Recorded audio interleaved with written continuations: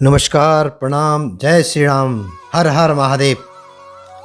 अभी हम आगे बढ़ते हैं गंगोत्री मंदिर की तरफ। यहाँ अभी दिन का समय है तो ठंड नहीं है, हालांकि हम जैकेट तो लेके आए हैं, लेकिन हाँ सुबह शाम काफ़ी ठंड है। यहाँ की यह छोटी सी मार्केट है, हालांकि यहाँ सामान काफ़ी महंगा होगा, कारण कि सारा सामान तो दिल्ली एनसीआर से ही आता होगा और फिर यहाँ आते आते उसकी कॉस्ट भी बढ़ी जाती है। अच्छा, वैसे यहाँ सफाई का पूरा ध्यान रखा गया है। मंदिर के एंट्री गेट पर ही दुकान है जिसमें कि आप पूजा का सामान, प्रसाद या भगवान जी को भोग लगाने का सामान खरीद सकते हैं और यहाँ सभी कुछ उपलब्ध है। ये जो आप देख रहे हैं ये भागीरथी का जल भरने के लिए लोटा है और लोग यहाँ दूर दूर से आते हैं, तो जल ले जाते समय जल छलके ना या गिरे ना, इसीलिए लोटे में जल भरकर उसको एक लोहे की पत्ती लगाकर उसको सील किया जाता है और फिर उससे पानी गिरने का डर भी नहीं होता है। ये जुगाड़ भी बहुत अच्छा है यहाँ पर। चलो, पूजा की थाली भी हमने हिले ही ली है, अब मंदिर की तरफ बढ़ते हैं। अच्छा, यहाँ मंदिर में आपको चारों तरफ बड़ी संख्या में पंडित लोग मिल जाते हैं जो आपको पूजा करने के लिए पूछते हैं कि पूजा करनी है, गंगा जी की पूजा करनी है या मंदिर में पूजा करनी है, लेकिन हमें इसकी फ़िलहाल कोई आवश्यकता नहीं है। अच्छा, इस मंदिर की एक प्रथा है कि मंदिर में प्रवेश करने से पहले आपको भागीरथी घाट पर पवित्र भागीरथी की पूजा या आरती करनी होती है और स्वयं को इस पावन जल से पवित्र कर ही आप मंदिर में प्रवेश कर सकते हैं। हालांकि ये सबके लिए ज़रूरी नहीं है, ये आपकी श्रद्धा पर निर्भर करता है। अच्छा, पौराणिक कथाओं के अनुसार श्री रामचंद्र के पूर्वज भगीरथ ने अपने पूर्वजों के पापों से मुक्ति पाने के लिए गंगोत्री धाम में एक पवित्र शिलाखंड यानी पत्थर पर बैठकर भगवान शंकर की कठोर तपस्या की थी और राजा भागीरथ की तपस्या से प्रसन्न होकर माँ गंगा दायिनी ने जीवन की इस धारा को पृथ्वी पर पहली बार स्पर्श किया था और इसी स्थान पर भगवान शंकर ने माँ गंगा के तीव्र आवेग के प्रभाव को कम करने के लिए उन्हें अपने घुंघराले जटाओं में लपेट लिया था, ताकि पृथ्वी पर कोई संकट ना आए या पृथ्वी में जो भी जीव हैं या मनुष्य हैं वो जीवित रह सकें। कहते हैं कि इसी नदी के तट पर यहीं आसपास एक चट्टान शिवलिंग के रूप में जलमग्न है, यानी कि जल के अंदर है। लेकिन जब सर्दियों में गंगा का जो यानी कि पानी का स्तर जब कम हो जाता है, पानी काफ़ी घट जाता है, तो उस समय उस पवित्र शिवलिंग के दर्शन होते हैं। अच्छा, एक ऐसी भी मान्यता है कि पांडवों ने भी महाभारत के युद्ध में मारे गए अपने जितने भी परिजन थे उन सभी की आत्मिक शांति के लिए इसी स्थान पर एक महान देव यज्ञ का भव्य अनुष्ठान किया था। गंगा और भागीरथी नदी का जो उद्गम स्थल है वो गंगोत्री से 19 किलोमीटर दूर है और जिसको गौमुख भी कहा जाता है और गौमुख गंगोत्री ग्लेशियर पर ही स्थित है।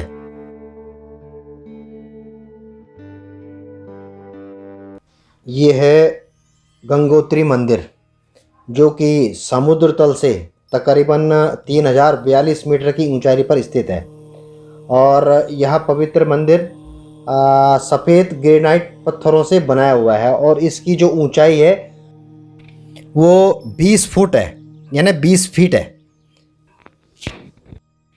अच्छा, जब गोरखाओं ने गढ़वाल पर आक्रमण किया था और उन्होंने गढ़वाल पर कब्जा कर लिया था, तो इस मंदिर का निर्माण जो है गोरखा कमांडर अमर सिंह थापा ने 18वीं शताब्दी के शुरुआत में किया था। वर्तमान में जो आप ये भव्य मंदिर देख रहे हैं, इस मंदिर का पुनर्निर्माण जयपुर के राजघराने द्वारा किया गया था। हर साल मई से अक्टूबर के बीच में यहाँ लाखों श्रद्धालु माँ गंगा के दर्शन के लिए यहाँ आते हैं। यमुनोत्री की तरह ही गंगोत्री का पतित पावन मंदिर भी अक्षय तृतीया के पावन पर्व पर खुलता है और दीपावली के अगले दिन मंदिर के कपाट बंद हो जाते हैं, क्योंकि यहाँ तब बहुत ज़्यादा बर्फ़बारी होती है और यहाँ सर्दियों का मौसम होता है।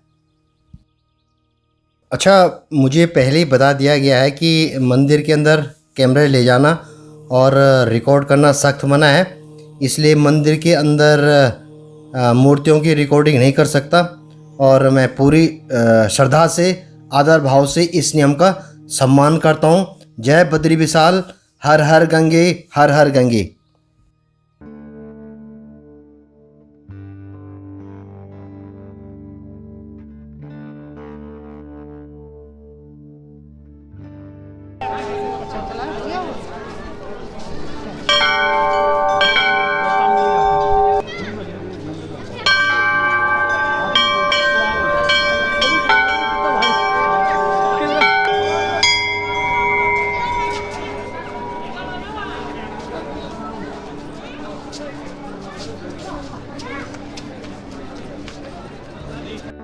इस मंदिर में आज 2 शादियां हैं। एक यहाँ पे, जहाँ पे भीड़ देख रहे हैं आप, यहाँ पे एक शादी हो रही है। मैं तो पहले इसको मंदिर समझ बैठा था, लाइन में देख के मैं सोचा कि यहाँ लाइन लगी है, और एक शादी यहाँ पे हो रही है। यहाँ पे दूसरा पंडाल है शादी का।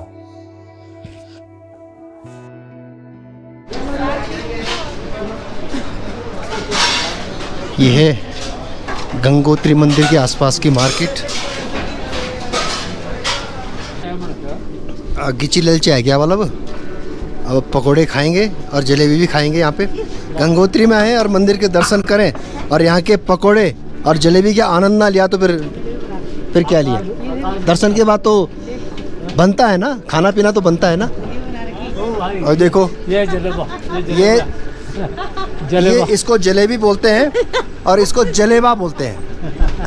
अब आप अपना जैसे आप इसको बोलना चाहे बोल सकते हैं।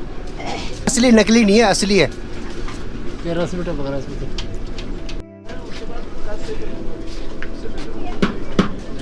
इधर आ। मैं वो पानी भरने गया ना, मेरे पत्थर का सपोर्ट वाले से धूपबत्ती लगा के। अच्छा हाँ, धूपबत्ती पत्थर का हाथ से। मतलब आपकी तपस्या सफल हो गई। बभूति है ना, बभूति। अच्छा चलो मैं तो डाल देता हूँ।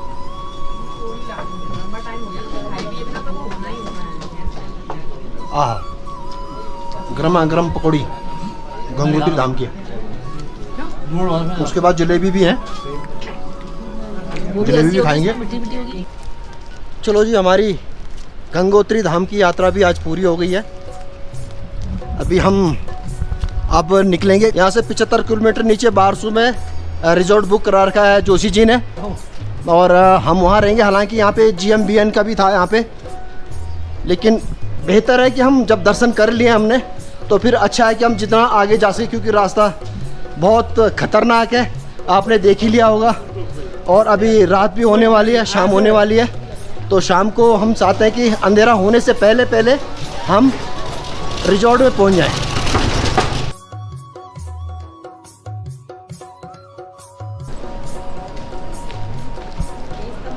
हमारी गाड़ी आगे खड़ी है पार्किंग में। हालांकि पार्किंग तो इधर भी है, लेकिन हमें पता नहीं था कि यहाँ हमें पार्किंग मिलेगी, क्योंकि बहुत ज़्यादा रश है यहाँ पे और पार्किंग की जगह मिलना भी बहुत मुश्किल है, क्योंकि भीड़ बहुत है यहाँ पे। काफ़ी लोग आ रहे हैं यहाँ पे दर्शन करने। ये जो पार्किंग के ऊपर आसपास आपको वाइट दिख रहे हैं, ये सारे बर्फ़ के पत्थर हैं, यानी बर्फ़ के चोटियाँ हैं। हालांकि अभी तो यहाँ पे बर्फ़ है नहीं, लेकिन बहुत जल्द बर्फ़ गिरेगी तो ये सारी चोटियाँ बर्फ़ से ढक जाएंगी। चारों तरफ यहाँ बर्फ़ ही बर्फ़ होगी और वो बहुत जल्दी होने वाला, क्योंकि अक्टूबर से यहाँ इन चोटियों में बर्फ़ गिरना शुरू हो जाती है। चलो अब आपका अमरूद भी है भाई। ये अमरूद मेरा नहीं है, पेड़ का है। मीठा है ना, ये खा लो। ये क्या है? ये पीछे रख देते खाने का जगह है दीदी जी। क्या पीछे रहने दे, पैर मेरा पैर तो छोटा ही है। मुझे सही है जगह, मेरे को तो कोई दिक्कत अगल बगल रख देगी ना पैर। तुरंत सौंप खाने का। चलो गंगा मैया की जय।